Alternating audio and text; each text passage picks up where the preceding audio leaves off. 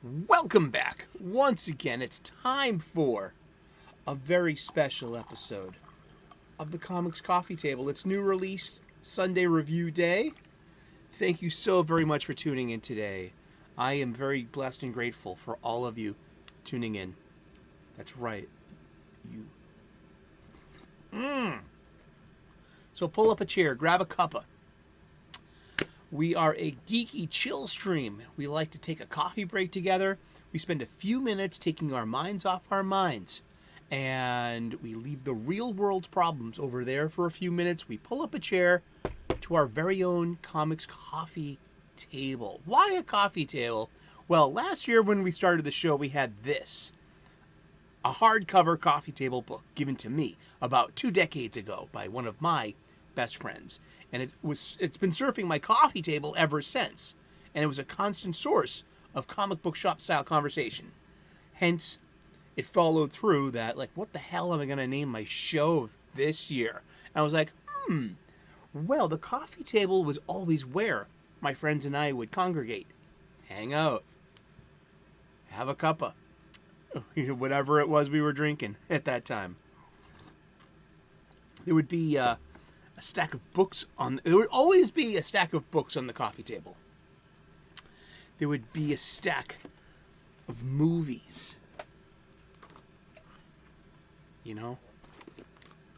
There'd be a stack of music. There'd be a stack of video games. And there would always be a stack of comic books as well. What's in the bag? What's in the bag? The ubiquitous flat bag of comic books that we get from our local Funnybooks bodegas, our local comic shops. The LCS. Usually we rebag, reboard, and rebox my entire collection. It was the goal of this year. We did 564 consecutive days of comic book content that got broken this week. And I'm sorry for any interruptions in service or the show. We're going to talk about that at the end of the show when we wrap up. But what we have a couple of new releases to talk about. And then we're going to talk about where we're going with the show, I guess, in the future. And that's about that. So thank you so very much, everybody. Seriously, I never would have got over 1,000 subscribers without you. Coming up very close to that first tier of, monetization where you can get memberships and super chats. Doesn't interest me. Why? Well, geez, you talk about that too. And I'd be more interested in that the pre-existing one for monetization, 1,000 subs, 4,000 view hours, for ads. I mean, not like I want ads or anything, but sure, why not? I mean, I'm a little averse to super chats, and they stress me out. I wonder how, it must be stressful for the hosts of these shows too, to continually keep on super chats, and because I don't live stream, I do pre-recorded, I like to say, I'm joking, this show's got a sense of humor. Pre-recorded, live before a studio audience of my stuffed animals and yourself. And then to have a conversation, a comic book shop style conversation where we just gab about comic books. And it's great. If you're here for the 3 p.m. U.S. Eastern premiere, be part of the live premiered live chat. And it's usually always hopping, and we've earned that. We feel like, it blows my mind sometimes. One time we had almost 20 people in there at a premiere. That's a lot for this little show. Thank you so much. And I don't want to ruin that. I don't want to lose my friends that I've made out here. I don't think I will. But more at the end of the show about that today. Let's see. Let's get to it. Let's talk about funny books. We're going to look at what did we get this week. It's on Sundays we do new releases, and it's whatever I bought it this week. The Wednesday is traditionally new release day at the local comic book shop. I love going to my local comic book shop. I love patronizing local stores. I don't want to get my books or my supplies at the big box chains or the big name stores or especially the online supply chain, which is weird because I need like several more short boxes. I could use the price break and the free delivery, but I agree to pay the retail markup because it helps keep my local comic book shop open. It's patronage. We need to go back to our stores and spend our money there. Yeah, and because without our patronage, our local comic book shops will cease to be. Yeah. Indeed. So let's get to it. I got 4 magazines this week. 2 of them are new, 2 of them are reprints. And, I got World's Finest 17 by Mark Waid and Dan Mora. It's fun. It's great art. This is pretty good art, you know. Look at that Batman logo. See, I like that because this is an idealized look for Batman. It puts together a couple of different elements. It puts together the Silver and Bronze Age look of Batman when they gave him the yellow oval and changed the blacks to, now it's blue instead of black. So we got blue, gray, and yellow. And these are the classic elements of Batman that I grew up with. I'm thinking the Jim Aparo stuff from the Bronze Age, especially the Jose Luis Garcia Lopez style guide look. I mean, there was just a definitive, beautiful Batman look. And that changed in the 80s, especially with Frank Miller. Frank Miller did something, he reintroduced something that premiered in the Batman 66 show. The Batman 66 show, the yellow utility belt, didn't have these technical pods. They had pouches because it was more practical for the live action show. So Miller brought back pouches on the yellow belt. Now before that, they had those, see those cylinders? Though that was the original Bat belt where you had, because Batman was not just a detective. He was also an innovator, a scientist, a designer. He designed, or maybe it was Lucius Fox the entire time. Who knows? Well, we could look it up. But Batman had these pods. So since Frank Miller's Dark Knight, they've reincorporated the pouches on the utility belt. Also, if you see the logo, that's specific to the 1989 Tim Burton film. There's no other place where did Batman ever wear that. See the flourish on the tail of the bat. That's unique to the 89 Burton film, and so Dan Mora just chose to use it here too. No problems. So this is like more of a fusion belt. This has pouches, and it's got pods. And I just want to point out that this is fun right here. This little reference here. Imagine, if you will, every robot and AI in the DC universe, hero or villain, got hacked and turned into a weapon against the superheroes. But this is Robin the Toy Wonder from the 853rd century. Excuse me, the 853rd century from Batman 1,000,000. He doesn't appear in this book, Robin the Toy Wonder of the prison planet of Pluto. No, but I just think that's wonderful. I've always liked that version of Robin. I'm a huge Robin fan. And so this was fun, but it also might be my last issue of World's Finest as well.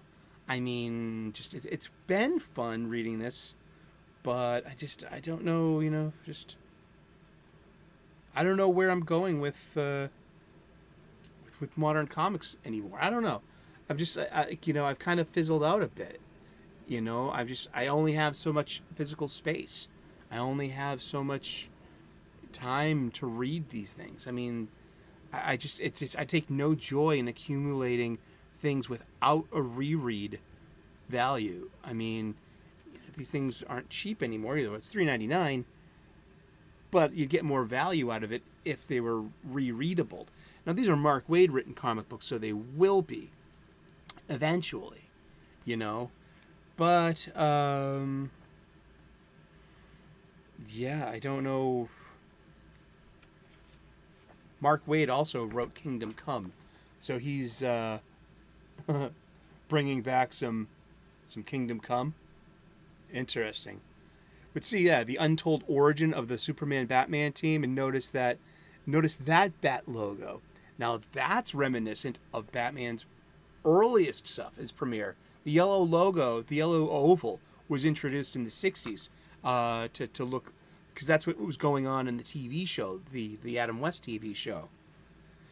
So, yeah, it was fun. This wraps up this arc, and let's see if I buy it next month or not. What else did we get? I've been looking forward to this. I'm a big Mark Millar fan, and this is Big Game, his summer event that crosses over every Miller World title he's ever done, starting with Wanted. That came out 20 years ago. Wanted was great. I've read it, had it. It was part of this old collection that's long gone. And this came out to support Big Game. See, that's the killer. That's the killer. See? Recognize him? So, this is 20 years after Wanted. And this will tie in everything, every Mark Millar World title into this. And it's really fun. Great art by Pepe Larraz. It's 1 of 5. And it's great because it's a really good jump-on spot. You really don't need to have all of this accumulated information. It's fun and it helps. And it's great for us vested fans. But yeah, I'll be in for this. Really, yeah, this is fun. And this is a gas, man. This is J.G. Jones's art. This is so spectacular. Oh my God. This is from Wanted issue. This is the Wanted issue 1 reprint. And yeah, so the Miller World. So we got 2 new issues and 2 reprints. So I got this and I got the facsimile. Now Marvel and DC have been doing this facsimile copies of classic comics with ads and everything. I got Hulk 181, and I got the foil variant, and it was the same price, $3.99. The only thing is, I think with the humidity in the air, look, you can see that the cover is starting to bow already, and the back cover too. You notice that? I wonder if that's the humidity or how it was shipped. But it's got everything. It's just a reprint of this old comic book, including all the ads. Like, look at this, prize for cash. Gosh, I remember this.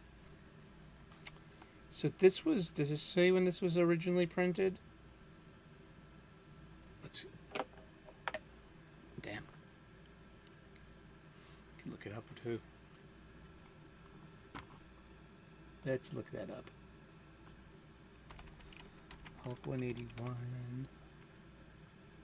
No, not Hill 181. Hulk 181. Pika, what are you doing? Let's see. Oh, come on.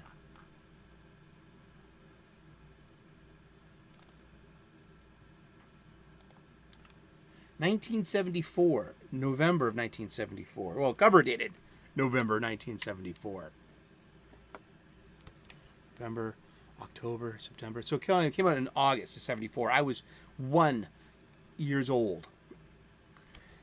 Technically, Wolverine's first appearance is at the end of Hulk 180. And this is Wolverine's first full-blown character appearance. And this is a very, very valuable comic book. Let's see. Is Hulk's 181 a good investment? I don't know. What is the most expensive Hulk? Well, Hulk number 1 goes for $490,000.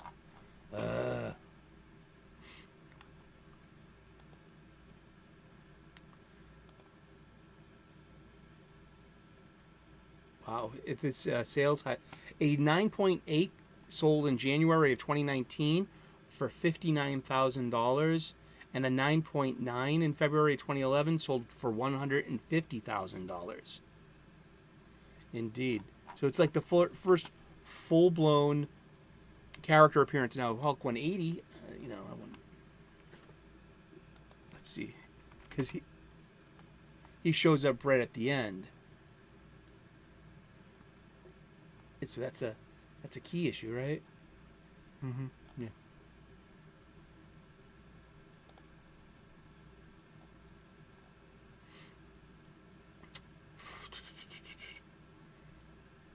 About $40,000, $40,800 to the first cameo appearance of Wolverine, and another one around $25,500. So in recent sales, this is from sellmycomicbooks.com, would be 9.8, $40,800, where they got an LOL, but a 9.6 was $12,000, a 9.4 was $5,520, and the list that's the one that precedes this, with the first cameo appearance of Wolverine, but the first real. So, everyone knows Hulk 181, and this was fun. I'm glad to have gotten this, but look the mailbag, the old ads. This is fun, and I'm glad I got it because I was a little iffy on the facsimile editions here. I'm a little bit sour on the cover is already folding, but when I go back next week, because I was talking to the owner, and he was like, "Look at this." He picks up the facsimile version of Detective Comics 27, and I'm like, that's a 60-pager, because Golden Age comics were 60 pages. And so the Batman story is only one part of the anthology, because there were several other comics. I'll be picking up both Detective 27 and Wiz Comics #1 facsimile editions this week. And we're going to have a Golden Age of comics special. Yes, because I've wanted to get a Golden Age comic book, to see it, to compare it. But they're so expensive. I mean, I can't afford that. And it's so out of my range. But yeah, we got 4 comics this week. And that's that. Yeah, I was very pleased. My pick of the week is Big Game by Mark Miller and Pepe Larraz. And I would totally tell you to get it. So, let's get to it. What's up with the show? Pikachu needs a vacation. So we're going to be taking the week off, at least. We will be coming back next Sunday with the new release review, but I need a break. I hit the wall when it comes. I did 564 consecutive days of daily content. I'm very proud of that. I wanted to get to 600, but I just, it happens. This is a labor of love. I'm not out of love. I love comic books. And, I was watching Wes on yesterday, and my buddy Yule Carter of Fantastic Comics, thank you for the shout out, brother. He even said, he was watching our show. We all see him in the live chat. I'm so blessed that he shows up. And, he was like, yeah, I can tell that, like, even Eric O'Sullivan's, like, there too when it comes to this dissatisfaction with the hobby. And, like, yeah, he's right. I mean, it's the bag of shame. And I'm not saying this to talk shit about any artist, okay? It's, but I'm going to use a couple examples of, they're both from Scout Comics. And it's been my pleasure to want to support independent titles, not just I'm a big superhero comic books fan, and from there it branches out. But initially, in everything, I am a superhero fan. Maybe it's because of it replaces a mythology or something. I'm not sure. Who cares? But I've been a huge superhero fan. I'll remain a superhero fan. I can't spend my money, waste my resources, or devote physical space to comics that I feel really lack. I mentioned this on Twitter a couple of times, and I got honest responses, especially from some artists. And this is what I wanted, to hear from artists. And I'm trying to develop my vocabulary in order to properly elucidate my dissatisfaction with what I see as digital assistants taking away from the uniqueness and the humanity of art. I love art. I grew up with art books, with Rubens nudes, with Cézanne, with Van Gogh, with huge, like, my mother had huge books of just like Renaissance art, and just this. I have such an appreciation for art, and I'm not saying that comic book art has to be top shelf all the time. It doesn't have to be. I'm a Bronze Age baby. Some of that stuff is downright ridiculous looking, but some of it's just, most of it's really well done by professionals that know their craft. I guess my concern is that the new generation of artists, their handiwork's not being cultivated. It's about the pressure of your hand per square inch, about how to ink, and how to whether it's hatching, cross hatching, or even something like was it called Zipatone, where you rub off the little dots to make shadowing as well. I mean, that's that was meant to kind of replace or accentuate hatchings and cross hatchings. I just have a dissatisfaction with this end product. I want to use these two comics as examples. Once again, I'm not knocking the artists. I'm not knocking the press. I'm just giving this is not shade. It's not hate.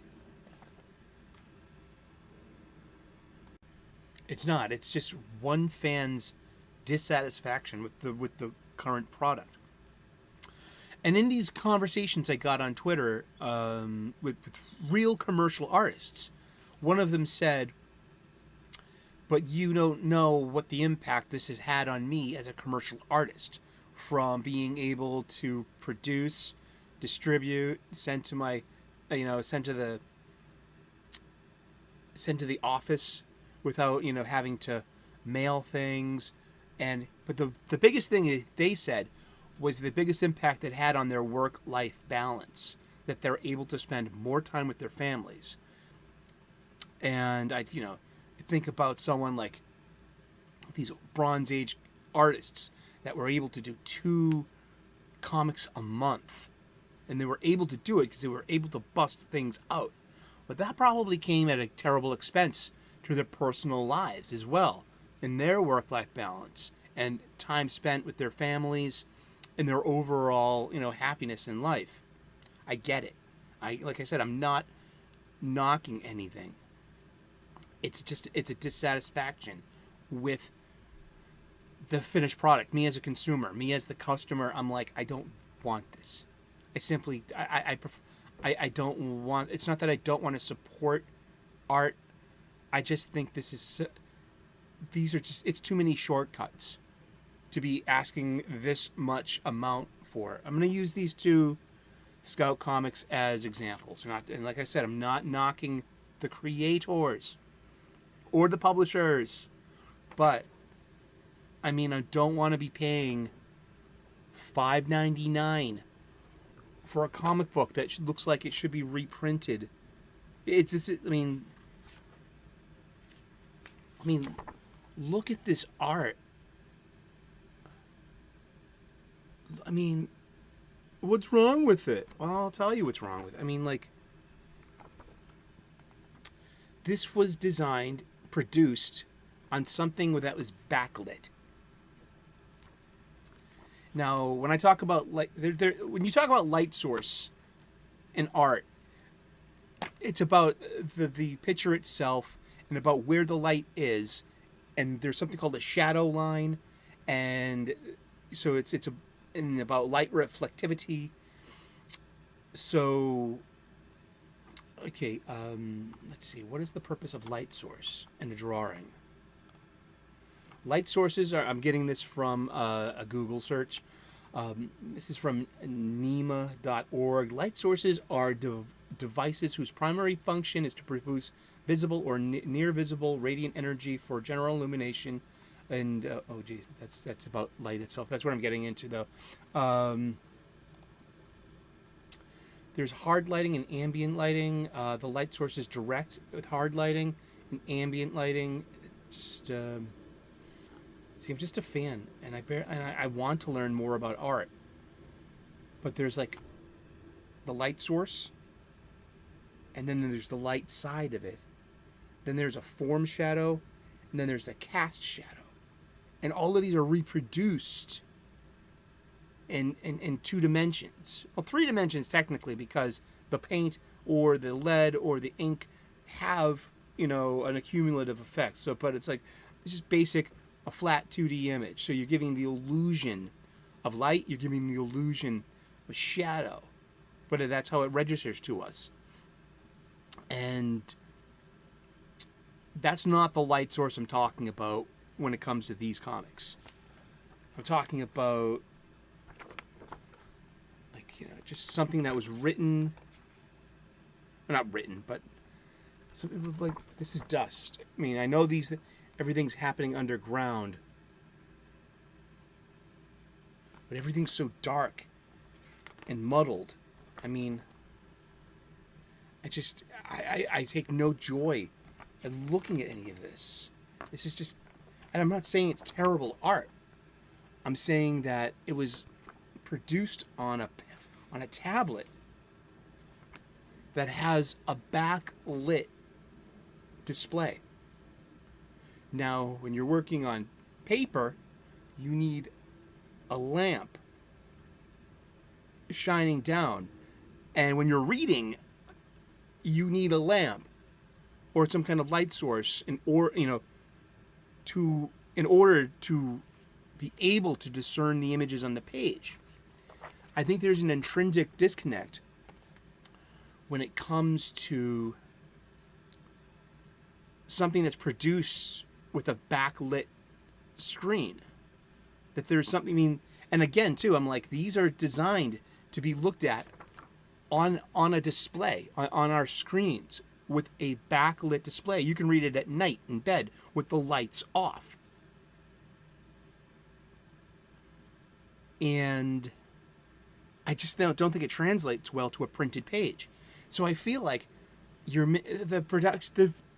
presses are wasting resources on paper, staples,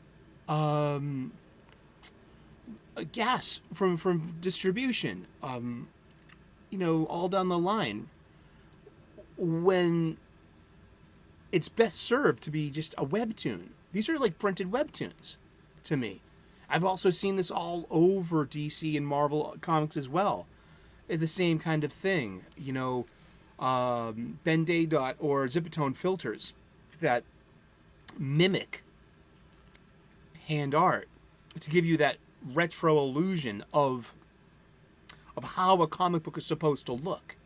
I've also seen the same thing in AI art, such as like it looks too shiny, or not too shiny, but too smooth.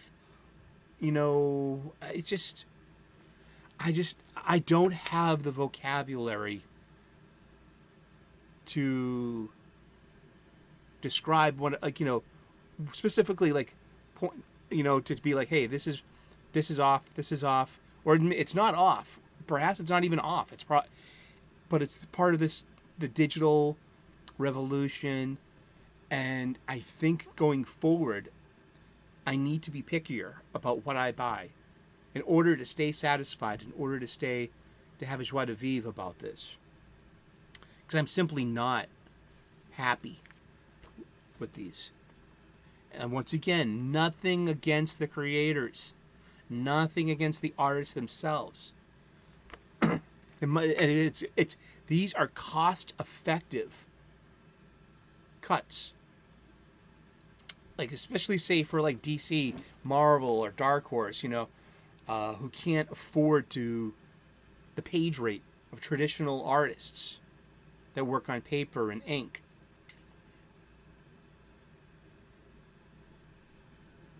It's easier to ship out these titles to younger people in different parts of the world who will work for a much lower page rate and that can submit their work digitally.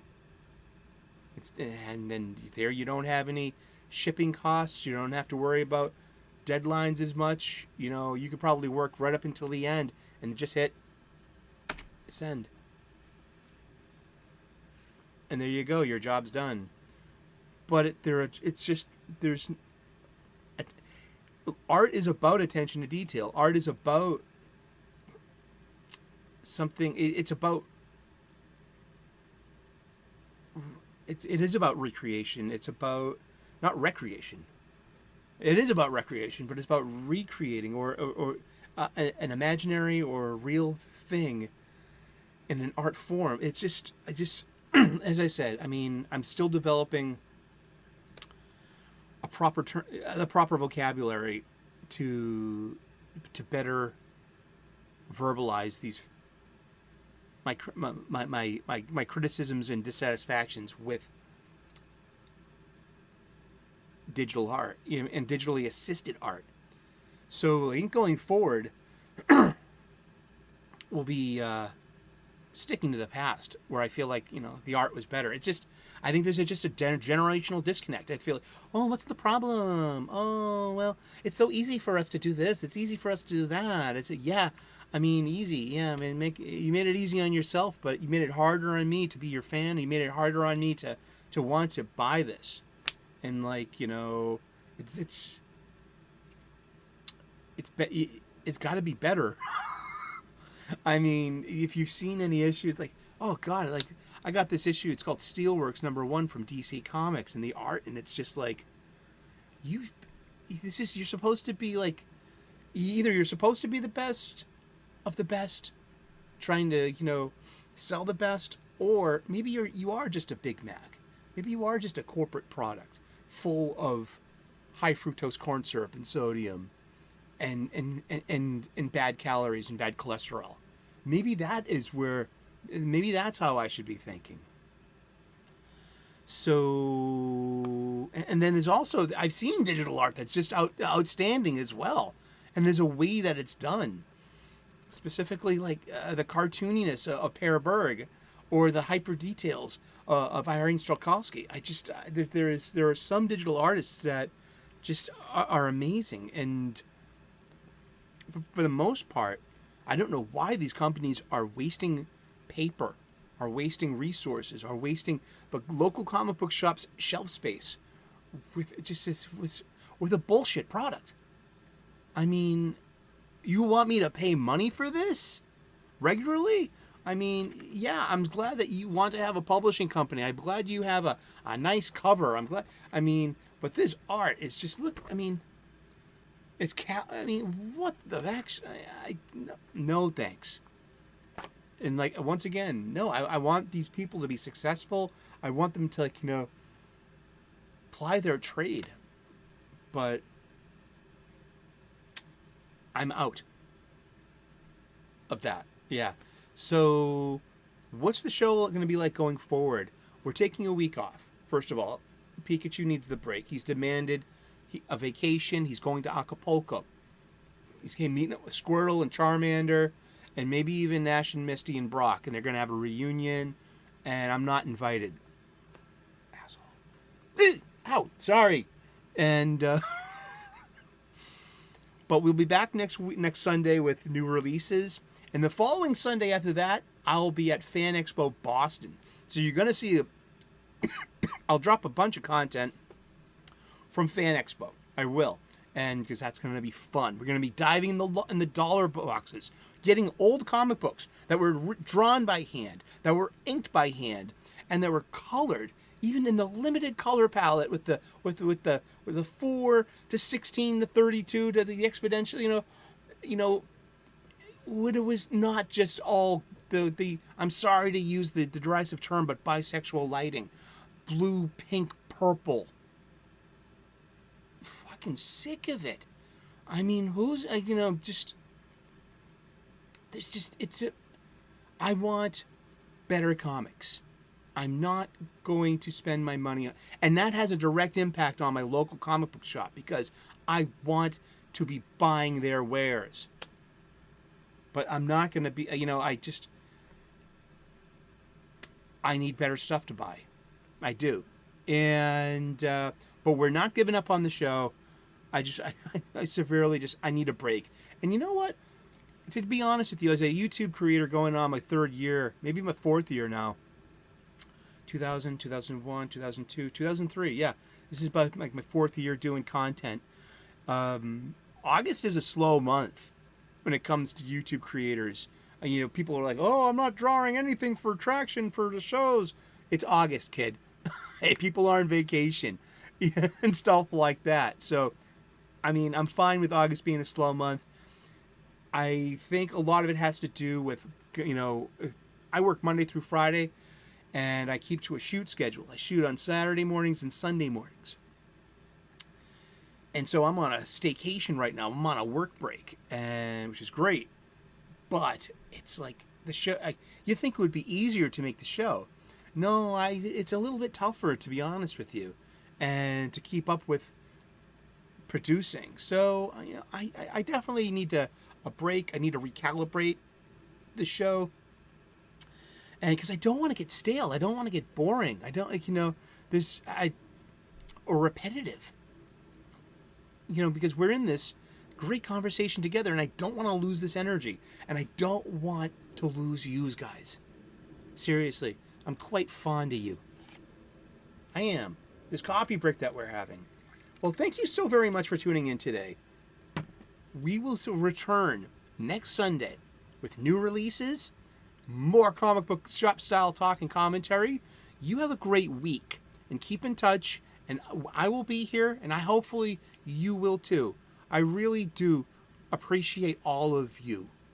I'd go down the name of lists and stuff like that, but I know I'm gonna miss somebody or two, and I don't want you to feel excluded. But I see you all in the live chat, and I see you all in the comment sections, and all of you people that who are lurking. God bless you too. Seriously, we've earned a really nice show together. I'm going to wrap it up here today, and you have a wonderful week. We will see you next Sunday with new releases, and then we have a convention coming up as well. I don't know if I'm in a cosplay or not. I did not lose that weight. I wanted to, so I don't know what to do. Oh, poor me. Well, you have a great week. We will see you, we will see you again with more Comic Book Shop Style Conversation. Cheers. Bye-bye.